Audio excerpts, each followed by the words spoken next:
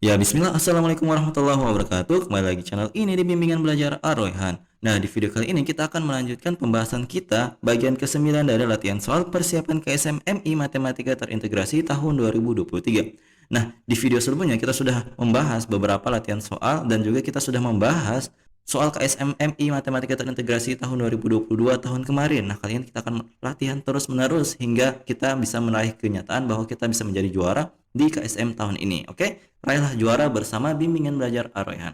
Kita mulai pembahasan pada video kali ini mulai dari soal nomor 25.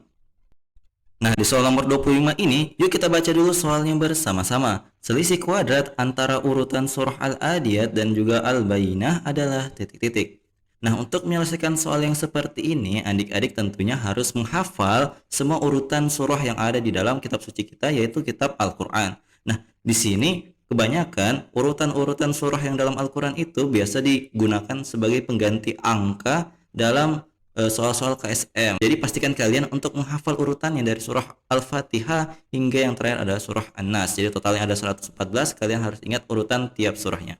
Nah, untuk soal ini kan yang ditanya adalah urutan surah Al-Adiyah dan juga surah Al-Bayyinah. Coba perhatikan. Di sini ternyata urutan dari surah Al-Bayyinah itu adalah surah yang ke-98, sedangkan surah Al-Adiyat itu adalah urutan surah yang ke-100. Berarti kalimat matematika dari soal ini menjadi seperti ini. Berarti 100 berpangkat 2 dikurang dengan 98 berpangkat 2. Kenapa demikian? Karena kata selisih kuadrat di sini itu menandakan bahwa ada dua buah kuadrat yang saling diselisihkan atau saling dikurangkan. Itu arti dari selisih kuadrat. Jadi bentuk umum dari selisih kuadrat, kalau misalkan kalian lupa, kalau misalkan ada A pangkat 2 dikurang B pangkat 2, maka cara untuk menyelesaikannya secara cepat adalah dengan cara A ditambah dengan B, kemudian dikali dengan A dikurang dengan B. Seperti itu. Jadi untuk nomor ini, cara penyelesaiannya juga sama. Berarti 100 pangkat 2 dikurang 98 pangkat 2 bisa diselesaikan dengan cara 100 ditambah dengan 98 dikali dengan 100 dikurang dengan 98. Berarti 100 tambah 98 adalah 198, sedangkan 100 kurang 98 hasilnya adalah 2. Sehingga hasil akhir dari soal ini adalah 198 yang dikalikan dengan 2. Coba kita hitung, 198 dikali 2, 6 ingat 1, 2 kali 9, 18, tambah 1, 19, ingat 1, 2 kali 1 tambah 1, berarti adalah 3. Berarti hasilnya adalah 396. Sehingga jawaban yang tepat dari soal ini adalah opsi yang D, yaitu 396. Semoga kalian paham ya. Oke, kita lanjut ke soal berikutnya. Di soal selanjutnya, yuk kita baca dulu soalnya bersama-sama. Rata-rata dari 4 bilangan bulat yang berbeda adalah 50. Jika bilangan yang terkecil adalah 45, maka bilangan terbesar yang mungkin dari keempat bilangan tersebut adalah titik-titik. Nah, untuk menyelesaikan ini, kalian harus memisalkan dulu bilangan-bilangan yang dimaksud di soal ini. Jadi kalian misalkan bilangan yang dimaksud dalam soal ini mulai dari yang terkecil itu adalah 45, A, B, dan C. Jadi ingat dari yang terkecil. Jadi terkecilnya di sini dikatakan di soal adalah 45. Berarti kita tuliskan 45, A, B, dan yang terbesar adalah C. Nah, coba perhatikan apa informasi yang kita bisa ambil dari soal ini. Ternyata dikatakan rata-rata dari 4 bilangan bulat yang berbeda. Jadi tidak boleh ada satupun yang sama di antara 4 bilangan ini. Rata-ratanya adalah 50. Seperti yang kalian ketahui, untuk menuliskan rata-rata berarti kita tuliskan 45 ditambah dengan A, ditambah dengan B, ditambah dengan C. Karena banyaknya 4, kita bagi dengan 4, maka kita peroleh hasil rata-ratanya seperti yang ada di soal, yaitu 50. Nah, berarti ketika kita kali silang, otomatis kita peroleh 45 ditambah A ditambah B tambah C sama dengan 50 dikalikan dengan 4. Kita peroleh hasilnya adalah 200.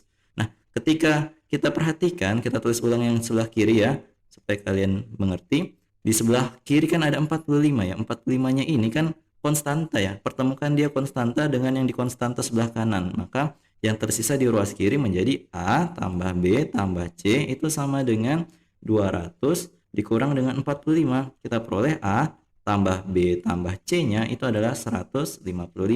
Jadi yang ditanyakan di sini kan bilangan terbesar yang mungkin dari keempat bilangan yang berbeda tadi. Maka kalau mau kita cari bilangan terbesar yang C-nya, maka kita perlu membuat A dan B, A dengan B menjadi bilangan terkecil setelah 45.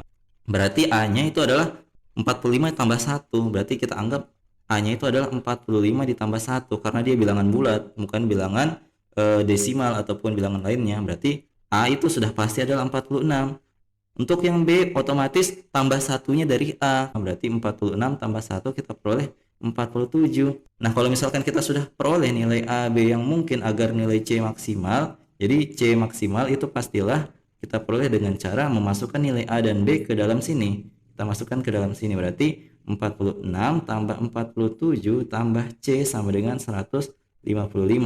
Berarti di sini kita jumlahkan dulu, dapatnya 93 ya, tambah C sama dengan 155. Maka C yang terbesar itu adalah 155 dikurang dengan 93. Jadi coba kita kurangkan 155 dikurang dengan 93. Di sini 2, di sini 6. Berarti C maksimal itu adalah 62. Sehingga jawaban yang tepat dari soal ini adalah opsi yang A, yaitu 62. Semoga kalian paham ya. Kalau misalkan ada poin-poin yang kami jelaskan tadi kurang kalian pahami, jangan malu-malu untuk komentar di bawah. Oke, kita lanjut ke soal berikutnya. Nah, kita lanjut ke soal nomor 27. Di soal nomor 27 ini, yuk kita baca dulu soalnya bersama-sama. Pak Heri, Pak Nanang, dan Pak Jaya memasang ubin bersama-sama dengan kecepatan ubin yang berbeda-beda. Jika Pak Heri memasang 4 buah ubin, Pak Nanang hanya dapat memasang 3 buah ubin. Jika Pak Heri memasang 6 buah ubin, Pak Jaya dapat memasang 7 buah ubin. Banyak ubin yang terpasang ketiganya adalah 420. Banyaknya ubin yang dipasang oleh Pak Jaya adalah titik-titik. Nah, untuk menyelesaikan soal ini tentunya kita harus misalkan terlebih dahulu nama-nama orang yang ada di soal ini. Jadi misalkan Pak Heri, ini kan ada Pak Heri ya. Di sini kita misalkan sebagai huruf H. Sedangkan Pak Nanang ini adalah N. Sedangkan Pak Jaya kita misalkan sebagai huruf J.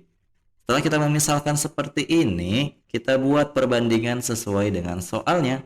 Dikatakan tadi Pak Heri memasang 4 buah ubin, Pak Nanang hanya dapat 3 ubin saja. Berarti kita bisa tuliskan sebagai berikut. Jadi H banding N itu sama dengan ini 4 banding 3. Berarti ini adalah info yang pertama. Selanjutnya di kata-kata selanjutnya dikatakan jika Pak Heri memasang 6 buah ubin, Pak Jaya dapat memasang 7 buah ubin. Berarti bisa kita tuliskan sebagai berikut. H banding J itu sama dengan 6 banding 7. Dari mana? Dari sini 6 Pak Heri, sedangkan Pak Jaya adalah 7. Nah, di kalimat selanjutnya dikatakan banyaknya ubin yang terpasang ketiganya adalah 420. Berarti totalnya ingat adalah 420. Nanti kita akan gunakan. Nah, selanjutnya setelah kita mengetahui kedua perbandingan yang ada di soal ini, apa yang harus kita lakukan selanjutnya? Yang selanjutnya harus kita lakukan adalah membuat perbandingan gabungan. Jadi ada si Pak Heri, Pak Jaya, dan juga Pak Nanang sekaligus. Jadi kita membuat H banding N banding J. Tapi untuk mendapatkan perbandingan ini tentunya ada caranya. Perhatikan di kedua perbandingan yang kita ketahui tadi kan ada nama yang sama, yaitu Pak Heri kan. Maka perbandingannya Pak Heri 4 dan 6 yang ada di sini, kita harus cari KPK-nya. Gunanya untuk apa KPK-nya ini? Gunanya adalah untuk mendapatkan gabungan perbandingan antara semuanya. Pak Heri, Pak Nanang, dan juga Pak Jaya. Nah, ternyata KPK dari 4 dan 6 itu adalah 12. Maka yang Pak Heri ini perbandingan jadi 12. Berarti di sini otomatis 12 banding berapa? Nah, kalau misalkan dari 4 jadi 12 itu kan dikali 3, otomatis yang tiganya ikut dikali 3, maka kita dapat di sini adalah 9. Sedangkan untuk jadi 12 di perbandingan selanjutnya, 6 itu kan harus dikali 2, otomatis 7-nya dikali 2 juga, maka perbandingannya jadi 12 berbanding 14. Nah, ketika sudah ada yang sama seperti ini, sama-sama 12 di kedua perbandingan, maka kita sudah bisa menggabungkannya menjadi seperti ini. Jadi Pak Heri sudah fix 12 ya, 12. Sedangkan Pak Nanang itu jadinya yang ini 9, sedangkan Pak Jaya adalah yang 14. Ini adalah perbandingan gabungannya. Nah, kalau kalian jumlahkan 12 tambah 9 tambah 14, ini kan berapa ya totalnya? Jadi totalnya adalah 35 ya. Berarti kita sudah bisa menghitung bagian dari Pak Jaya. Caranya bagaimana? Jadi bagian Pak Jaya itu bisa kita hitung dengan cara perbandingannya Pak Jaya 14 kita bagi dengan total semua perbandingan, yaitu yang 35 ini kita kalikan dengan total ubin yang mereka selesaikan bersama-sama, yaitu 420. Nah, untuk menyelesaikan ini 14 per 35 dikali 420, kalian harus sederhanakan dulu 14 dan 35 ini dengan cara membaginya dengan 7. Bagi 7, bagi 7. Maka kita peroleh 2 per 5 dikalikan dengan 420, jadi lebih mudah. Berarti kita bagi dulu 420 bagi 5, kita dapat 8, sini 40, 20, berarti 4 ya, 84. Berarti 2 kali 84. Sehingga di sini hasilnya adalah 168. Jadi banyaknya ubin yang terpasang oleh Pak Jaya adalah 168 ubin. Sehingga jawaban yang tepat dari soal ini adalah opsi yang C, yaitu 168. Semoga kalian paham ya.